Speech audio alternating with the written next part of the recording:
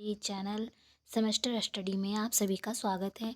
आज हम लोग गृह विज्ञान की पीडीएफ लेके आए हैं, जिसमें आपको प्रयोग संख्या नंबर 1 डालना है और इसे आप प्रैक्टिकल फाइल को आप इस वीडियो के माध्यम से लिख पाएंगे। सबसे पहले आपको हेडिंग बनानी है, जीवन के विभिन्न अवस्थाओं के लिए मीन योजना, पोषण, स्वास्थ्य एवं स्वास्थ्यता। फिर है हमारी फर्स्ट हेडिंग, शैशवावस्था। इसको जन्म से 12 माह तक माना जाता है। इसमें स्वास्थ्य और पोषण से संबंधित जो भी चीज़ें हैं इस पॉइंट में लिखा गया है। आप लोग स्क्रीनशॉट लीजिए और लिखिए। हम आगे बढ़ते हैं। फिर है हमारा स्तनपान। स्तनपान का मतलब है जो शिशु होता है उसे माँ दूध पिलाती है, वही स्तनपान कहलाता है। उसके बारे में अच्छे से लिखा हुआ है। फिर हम आगे और देखते हैं, ये उसी का है। फिर है स्तनपान के लाभ। इसके क्या लाभ होते हैं शिशु के लिए और माँ के लिए, क्यों आवश्यक है।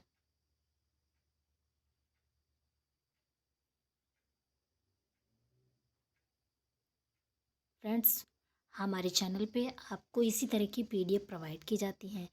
MA first semester, second semester, sociology, history, सभी तरह की फ़ाइल हमने डाल दी हैं। अगर आपको आवश्यकता है तो आप जाके देख सकते हैं, या आपके फ्रेंड लोगों को अगर आवश्यकता है तो आप हमारे चैनल पर उनको बताएं, शेयर कीजिए, जिससे वो लोग हमारे चैनल के माध्यम से इसका लाभ उठा पाएँ।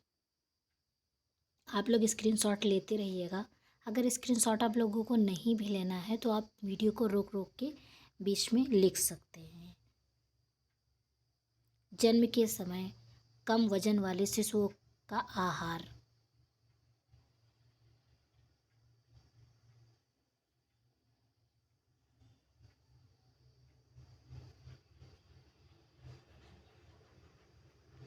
फिर हमारी हेडिंग बनेगी पूरक भोजन।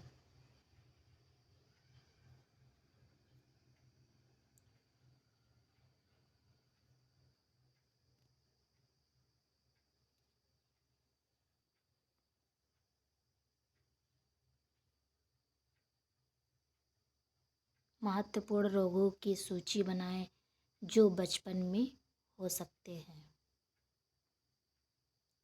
इस तरह ये हेडिंग हमारी समाप्त होती है और आगे हमें जो सेंट्रल हेडिंग डालनी है, शिशुओं के पोषक तत्वों की अनुशासित दैनिक मात्रा। मतलब हमें दैनिक रूप से शिशुओं को किस तरह का पोषक तत्व वाला भोजन देना चाहिए या दूध पिलाना चाहिए, क्या क्या चीज़ें दी जा सकती हैं जिनसे उनके शरीर में पोषक तत्वों की पूर्ति हो सके, वो चीज़ें इसमें लिखी गई हैं। पूरी सारणी बनाई गई है, आप लोग भी इसी तरह बनाइए। Thiamine, niacin, riboflavin, pyridoxine, ascorbic अम्ल, ये सभी विटामिन्स हैं। जो कितनी मात्रा में देनी है वो इसमें बताया गया है। फिर है हमारा कुछ कम लागत वाले पूरक भोजन। ऐसे भोजन जो कम धन से प्राप्त हो जाएं, वो भोजन जो स्वास्थ्य के लिए भी अच्छे हों, वो इसमें बताया गया है।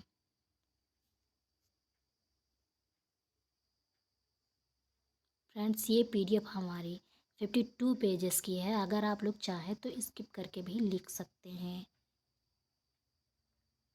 सबसे पहले आप अपने महाविद्यालय में ज़रूर कंसल्ट कर लीजिए कि आपको किस टॉपिक पर वीडियो बनाना, बताए किस टॉपिक पे आपको पीडीएफ चाहिए। जिस पे भी आपको चाहिए आप लोग कमेंट कीजिए, हम ज़रूर आपको प्रोवाइड करवाएंगे। फिर विद्यालय पूर्व बच्चों के लिए संतुलित भोजन। मतलब विद्यालय में प्रवेश करने से पहले बच्चों को किस तरह का भोजन दिया जाए, उसकी आपको सारणी बनानी है। अगर बच्चा स्वस्थ रहेगा, संतुलित भोजन अगर वो करता है, स्वस्थ रहेगा, तो आगे अगर विद्यालय में जाएगा तो उसका स्वास्थ्य अच्छा रहेगा और मानसिक स्वास्थ्य भी बहुत अच्छा रहेगा, जिससे पढ़ने में उसका उचित विकास होगा। कहने का तात्पर्य ये है कि शारीरिक, मानसिक, बौद्धिक सभी विकास में ये सहायक होगा। भोजन बहुत मायने रखता है। फिर हमें एक हेडिंग डालनी है, विद्यालय पूर्व बच्चों के लिए प्रतिरक्षण कार्यक्रम। मतलब विद्यालय में नामांकन करवाने से पहले बच्चों में जो प्रतिरक्षण, मतलब कि रोगों से लड़ने के लिए कौन कौन से टीके लगते हैं, उसका इसमें जिक्र किया गया है। ये आपको स्लाइड ज़रूर बनानी है, ये भी बहुत ज़रूरी है।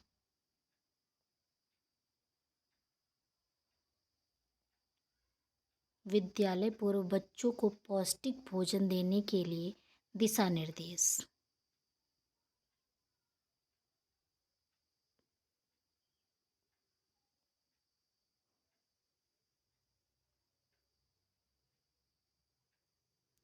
फ्रेंड्स, अगर आपको वीडियो ठीक से नहीं दिख रही है तो आप अपने फ़ोन की क्वालिटी चेक कर सकते हैं, और आप हाई क्वालिटी में वीडियो देखेंगे तो और अच्छा स्पष्ट दिखाई देगा। फिर हमें राष्ट्रीय प्रतिरक्षण कार्यक्रम, हमें यह हेडिंग डालनी होगी। इसमें भी टीके से संबंधित चीज़ें बताई गई हैं, कितने माह पे कब कौन सा टीका लगना है, वो चीज़ें इसमें बताई गई हैं। विद्यालय पूर्व बच्चों की पोषण संबंधी आवश्यकताएं, बच्चों की क्या क्या आवश्यकताएं होती हैं, उनके अच्छा स्वास्थ्य के लिए कौन सा पोषण ज़रूरी है, वो चीज़ इसमें बताई गई हैं। ये भी सारणी है। कैल्शियम, प्रोटीन, वसा, लौह तत्व, विटामिन्स, ये सभी चीज़ें इसमें कितनी मात्रा में देनी है, इसकी सारणी है। विद्यालय जाने वाले बच्चों की पोषक तत्व की अनुशंसित मात्रा 7 से 12 वर्ष के जो बच्चे हैं उनको किस तरह का भोजन देना चाहिए, कौन से पोषक तत्व उनके लिए बहुत आवश्यक हैं, उसकी सारणी है ये। हमें कितनी ऊर्जा देनी चाहिए, कितनी प्रोटीन, वसा, कैल्शियम, लौह तत्व, ये सारी चीज़ें।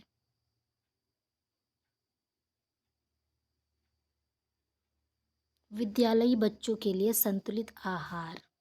अब यहाँ पे भोजन की बात की गई। अभी तक जो हमने देखा था वो पोषण संबंधित, जो हमें भोजन से जो विटामिन्स और कैल्शियम, प्रोटीन वगैरह मिलता है उसके बारे में थी।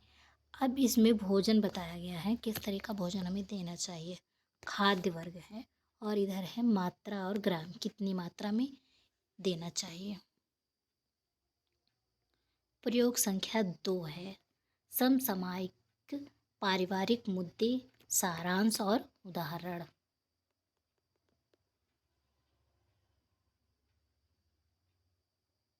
समकालीन परिवार,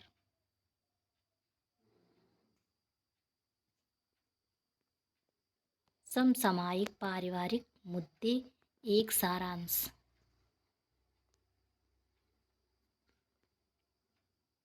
पालन पोषण की गुणवत्ता पर असहमति।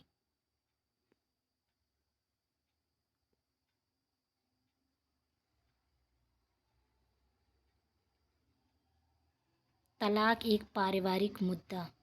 फ्रेंड्स, आपको बता दें कि सोशियोलॉजी से की एक फ़ाइल है जो तलाक टॉपिक दिया गया है। उसमें हमने सोशियोलॉजी की प्रैक्टिकल फ़ाइल के रूप में उसको हमने अच्छे से लिखा है। आप लोग भी हमारे आई बटन पर जाकर उस वीडियो को देख सकते हैं। जो भी सोशियोलॉजी के स्टूडेंट हैं उनके लिए बहुत वो अच्छी है फ़ाइल, और अच्छे से आप लोग बढ़िया उसकी हेल्प से आप लोग लिख सकते हैं। काफ़ी हेल्पफुल है।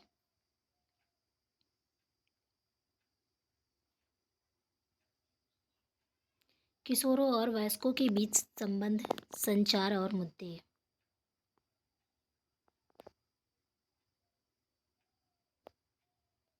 आप लोग चाहें तो इसमें से 1-2 पॉइंट स्किप कर सकते हैं। ये 52 पेजेस की है। अगर आप चाहें तो 30 से 35 पेज में भी अच्छे से लिख सकते हैं, क्योंकि इसमें बहुत लेंथी बताया गया है, पर इतना लेंथी नहीं होना चाहिए। और आप अपने अकॉर्डिंग बना सकते हैं। अगर आपके कॉलेज में कहते हैं कि नहीं 50 पेजेस में होनी चाहिए तो आप 50 पेज में करिए, और अगर कुछ नहीं कहते हैं तो आप 30 से 35 पेज में भी बना सकते हैं। समसामयिक पारिवारिक मुद्दे, घरेलू दुर्व्यवहार। फिर है बुजुर्गों की देखभाल,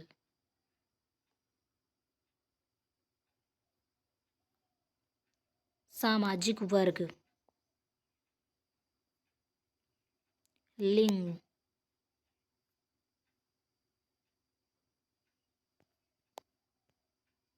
जातीयता। समसामयिक पारिवारिक मुद्दे, मुख्य निष्कर्ष जो हमने ऊपर लिखा है समसामयिक पारिवारिक मुद्दों के बारे में, तो उसका निष्कर्ष इसमें दिया गया है पॉइंट में।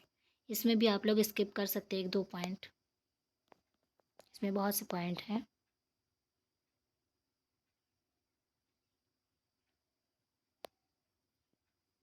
प्रयोग संख्या 3 है विवाह। विवाह की अवधारणा, प्रकार एवं महत्व। इसमें अधिकतर तो टॉपिक सोशियोलॉजी के ही हैं।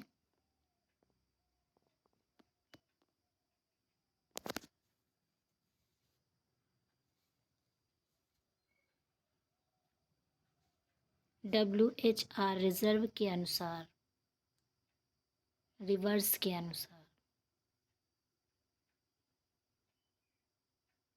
वेस्टरमार्क के अनुसार, बुगार्डस के अनुसार, मजूमदार एवं मदान के अनुसार, विवाह।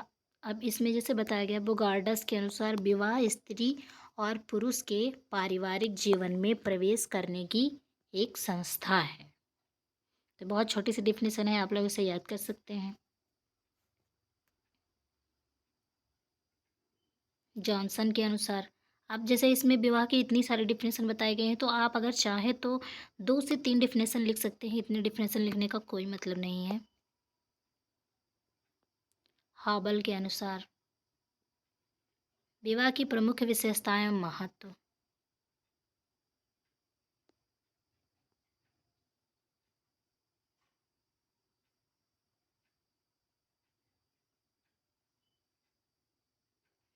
विवाह के उद्देश्य।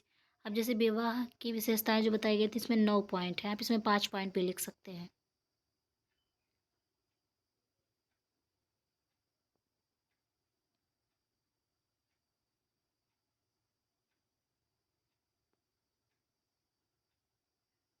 विवाह के रूप,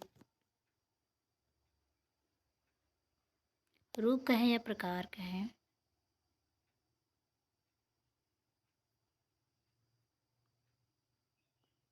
शिक्षा में स्वदेशी खेलों की भूमिका है, एक प्रौद्योगिकी और पर्यावरण शिक्षा परिप्रेक्ष्य। ये प्रयोग संख्या 4 है।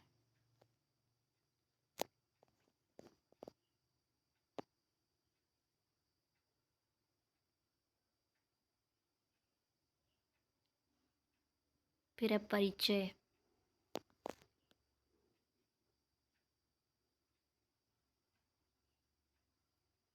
अवधारणा, स्वदेशी खेल,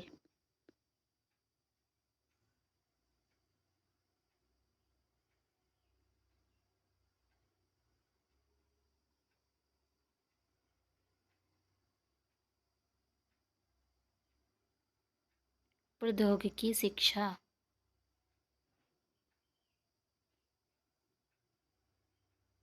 पर्यावरण शिक्षा। इसमें इन्वायरमेंट के बारे में बताया गया है।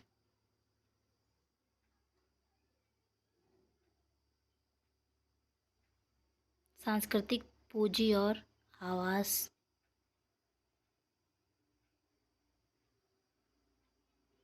सांस्कृतिक संदर्भ में स्वदेशी ज्ञान, शिक्षा में खेल आधारित शिक्षा का महत्व,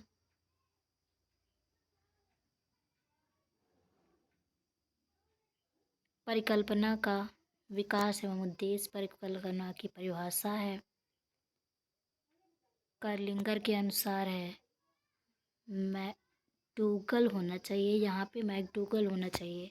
मैकगूगन लिखा है तो मैकडूगल आपका लोग कर लीजिएगा। इसमें परिकल्पना के अनुसार इसमें बताया गया है फिर लुंडबर्ग के अनुसार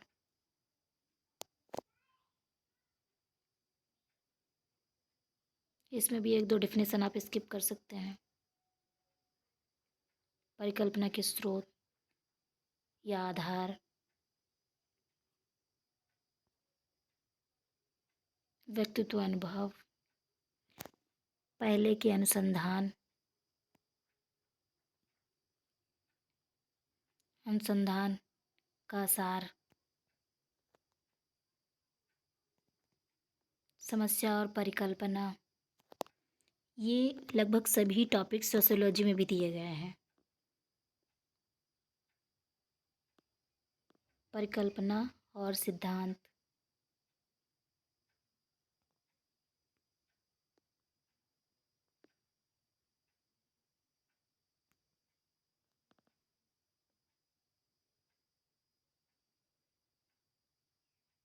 परिकल्पना अनुसंधान को सार्थक बनाती है।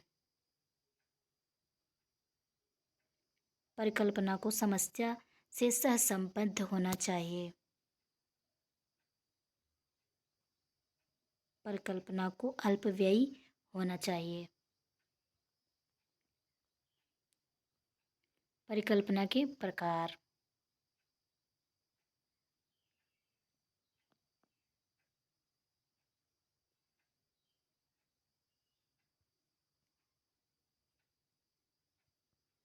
फ्रेंड्स बस इतना ही हमारा पीडीएफ है। ये हमने एमए गृह विज्ञान की फ़ाइल है जो हमने आप लोगों से डिस्कस किया, और आशा करते हैं कि आपके लिए बहुत ही हेल्पफुल साबित होगी। और अगर आपको हमारा वीडियो अच्छा लगा है तो प्लीज़ शेयर सब्सक्राइब ज़रूर कीजिएगा। Thank you for watching my video.